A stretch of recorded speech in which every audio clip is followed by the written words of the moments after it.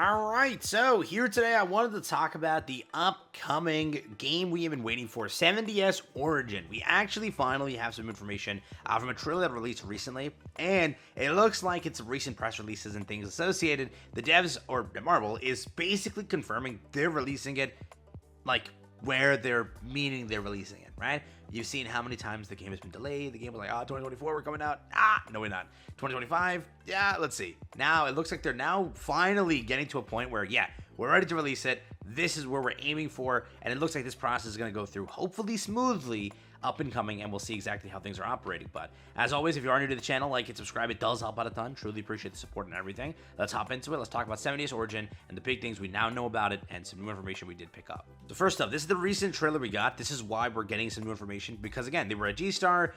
Sadly, Origin didn't have a panel at G-Star. They just got a trailer at G-Star. It was because, again, this game, it's similar to what they're doing with SLA. SLA, again, didn't get a G-Star event following their first G-Star event. Basically, their G-Star event for, again, Netmarble was simply their brand new Seven Knights game, King Arthur, Game of Thrones, some, like, not King Arthur, Game of Thrones, and a few other IPs that they're starting and kind of milking. Not milking, but they're milking IPs, bro. Let's be honest here. KOF, how many KOF games have they made? 3, 4 now? And they're making a new Idol one? Damn, bro. But they're doing a lot of different things. Seven Knights is getting a new one. Demis Reborn is getting something else. There's so many games they're making right now. I can't even keep up, but that's what they did at G-Star. But Origin did just have a trailer. That's all they did, right? And what the trailer confirms, and also the press release is confirmed, just so you know, they are committed to releasing this game around the 6-month mark into 2025.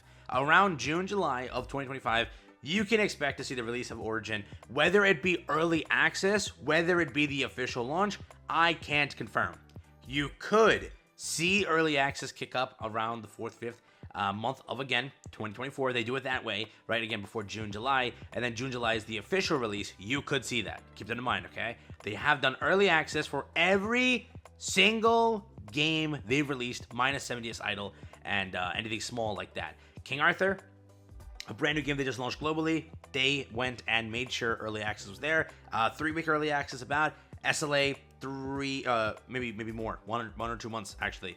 Early access. A lot of games they're doing, they choose to do early access, trying to iron things out and fix things before launch. Whether or not that's good for the game, I'm not going to comment on that, because sometimes it does kind of suck when early access is done. But there's always good and bad with that, so I won't comment on that. But again, this is the brand new trailer they also released here, which had its confirmations in itself. Since the last time you saw 7DS Origin, there's a lot of changes here. Animations, the fluidness of the gameplay, characters, bosses, POIs, areas, locations, enemy types, damage types. Everything has been like fully revamped. Since the last time you saw this game, it is much different now. Again, everything looks super fluid in comparison.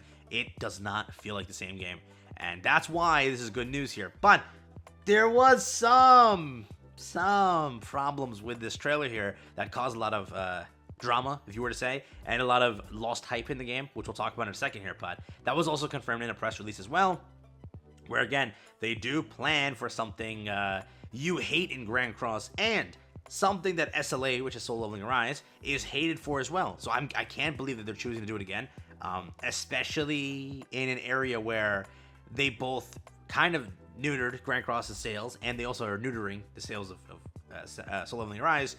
I don't know why they're choosing to, but we'll talk about this, right? Basically, what is this thing here? They are planning OCs at launch. You already have an OC demon over here, it looks like. Again, whether it be a boss type, whether it be an actual character you summon for, we can't tell. But I can tell you right now, like, it looks like freaking Lilia in the game. You straight up have a character like this, which I can guarantee you is a summonable character. Knowing Netmarble and the characters they release, that is almost guaranteed a summonable character. But OC characters are there, and they're there already at launch announced. So you can obviously expect things like that when it comes to Netmarble. The thing is, again, Solo Leveling Arise is losing how many players, because every update you go through 3 weeks. Because again, this is like going to be probably a MiHoYo cycle, where it's like 3 weeks every time you get an update and a new banner. Imagine sitting there being forced to go for just an OC character when you're mainly playing the game, let's be honest here, for 7 Deadly Sins. A lot of people play 7 Deadly Sins for 7 Deadly Sins. At the launch, for the first like 3 to 6 months, you should not even be seeing a single OC character in a game where it's an IP-based game. Let's be very honest here. IP, again, like in general, like My Hero Academia, like Grand Cross, or sorry, 70 Cents. Those have so many characters that you'll be banners for months, for freaking years. You can last 6 years on the banners or characters that these IPs have, dog. And they're choosing to do OCs really early. Again, OCs aren't bad. You have to make that clear. OCs aren't bad for a game. It's good keeping the longevity, keeping the hype there and everything. The issue is doing it on launch. That's the issue. I hope that most of the OC characters aren't even touched till like 6 months into the game. Because again, you have how many banners to launch? Escanor is clearly not a playable character on launch. He's definitely a banner. Maybe Meliodas, Deanne, all these other characters, which again are their like base variants. We still don't have like, if you were to look at this, have you seen Assault Melee? Have you seen God Melee? Have you seen any of the Melees? This is like standard base Melee that we have in Grand Cross. So you haven't seen those yet. Have you seen Festival Merlin? Have you seen like Transcendent Bond? A lot of characters you don't see, correct? So there is a bunch of banners they have to go through before anything. Whether we get King Meliodas and things like that, like variants of each character, that's something we have to also find out, because like Soul Leveling Arise, you really don't see variants of characters per se. Well, no, I lied. Soul Remain. No, I lied. But again, when it comes to this, you'll see that. But it's clearly not, 3 months worth of characters. If they're going down the MiHoYo, 3 weeks every character, you 100% have plenty of time, and plenty. You can make 3 years, 4 years bare minimum without even seeing an OC. That's how many characters 7 Deadly Sins. Between 4 Koa and again, 7 Deadly Sins itself, that's how many characters you have, dog. So, very curious on how they do things here. But, again, in the trailer, 3 OC characters were revealed, which, yikes. So, we'll see again what the devs plan here.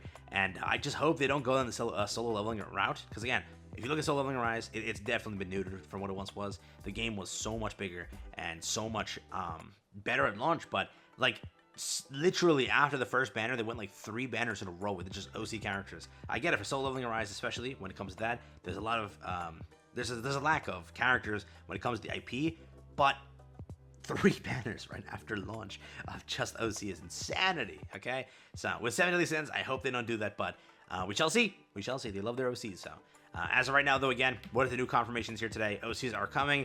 OCs are planned, 100%. They're going to have OC stories as well. They're going to have that timeline thing, which was also confirmed, where people are like, oh, the timelines makes no sense. Tristan can't be there if Escanor's there. It was confirmed that there's a relic. That relic basically allows them to transcend time, and characters from the future or past can come in and save the day when they need to. And that relic is basically bringing the fact that some characters may have died in this universe, but in a different universe they lived, in a different timeline they lived. And that's, again, also confirmed with this thing. They are basically sticking to the 2025 release. They're going to be hard set on doing that. It's not going to change. It looks to be around 6 months, 7 months, around. Basically, they say first half, but it could extend into the next month. So around, again, 7 months of the year. That's when you get it, around June, July, right? That's, again, their process they're going for. And when it comes to that as well, you can also see early access. Early access is the thing they're going for. It also confirmed that console release looks to be day one. It looks to be. You're getting console release day one from the other releases that have been coming through and their press releases.